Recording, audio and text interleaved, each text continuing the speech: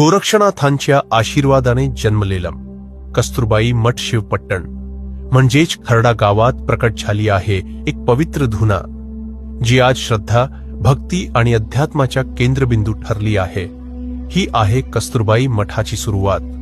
मालाबाई तानाजी भेसडे यांनी आपल्या गुरु गोरक्षनाथ महाराजांच्या आदेशावरून आपल्या मातोश्री कस्तुरबाई यांच्या स्मृतीतून या मठाची स्थापना केली. मालाबाईंनी राम मंदिर उभारण्याचा संकल्प केला. शिवपट्टणमध्ये पहिला फावडा त्यांनी स्वतःच्या हाताने मारला. जे काही त्यांच्याकडे होतं ते सर्व प्रभू रामाच्या चरणी अर्पण केलं. आजही राम मंदिराचे काम सुरू आहे. गावातील आणि परिसरातील सर्व लोक एकत्र येऊन या पवित्र कार्यात आपलं योगदान देत आहेत. गोरक्षनाथ महाराजांच्या आशीर्वादाने इथे नवनाथ धुनी प्रकट झाली आहे. ही धुना म्हणजे तप, साधना आणि भक्तीचं जीवंत प्रतीक आहे. प्रत्येक अमावास्या आणि पौर्णिमेला दूरदूरून भाविक इथे दर्शनासाठी येतात.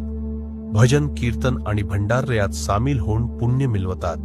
या दिवशी काल देखील लोकांच्या कल्याणासाठी बाहेर काढला जातो. कस्तुरबाई मठात गुरुकुल देखील आहे, जिथे मुलांना शास्त्र, संस्कार आणि आध्यात्मिक शिक्षण दिलं जातं. हा मठ फक्त एक धार्मिक स्थळ नाही,